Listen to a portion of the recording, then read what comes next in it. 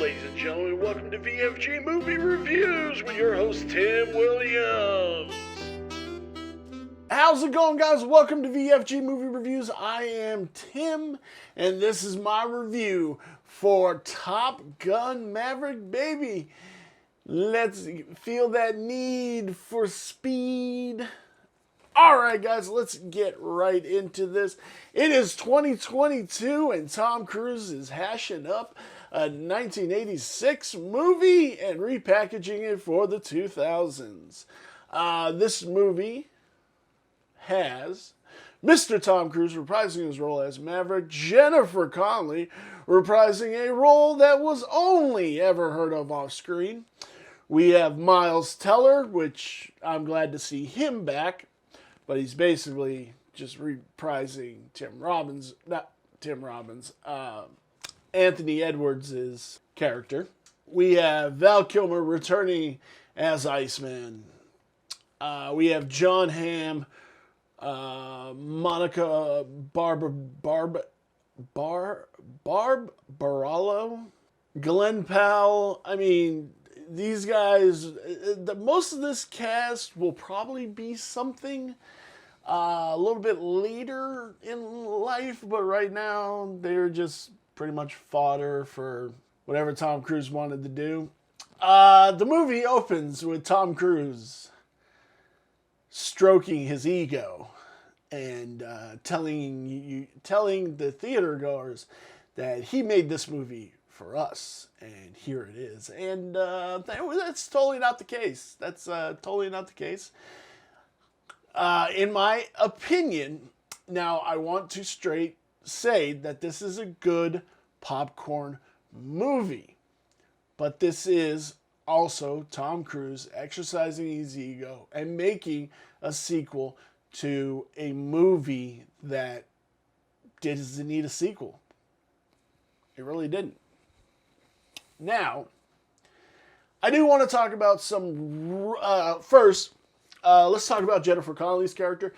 She was amazing, but she's also playing a character that we never got to see, we never got to meet in the first movie, which is kind of dumb. Like, we don't get Kelly McGillis's character anywhere in this movie, but we get this character, which I don't understand it.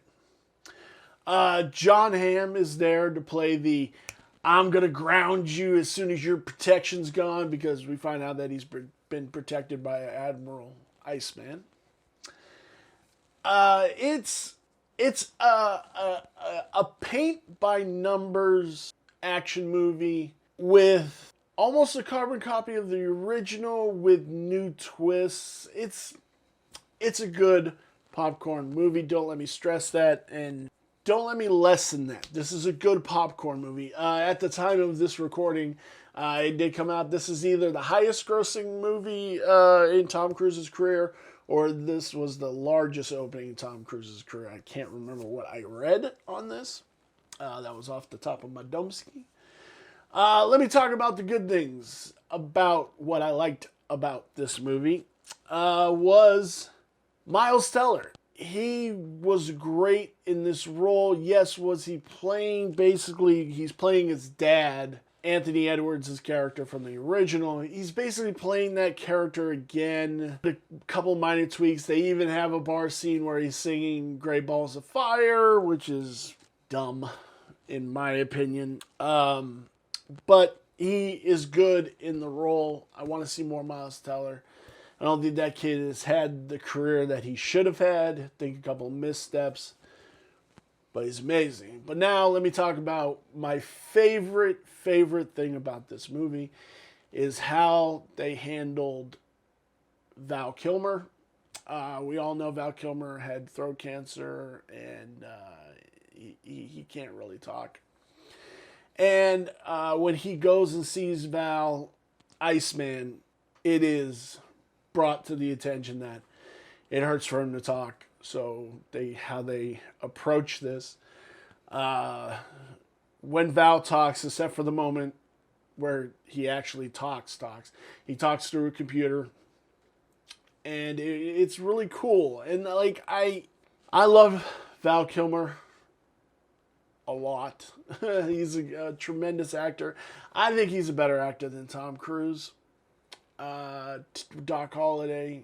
I mean, I do 100% believe he's just a better actor than Tom Cruise.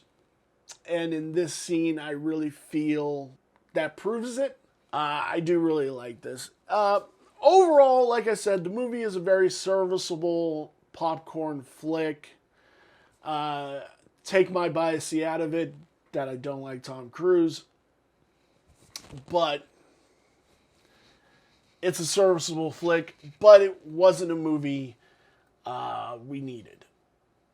And going into Tom Cruise, I think Tom Cruise does these things personally because I think he pushes the limits and pushes what's safe, because I think he kind of has a death wish, because it will just cement who he is if he was to die during one of these stunts.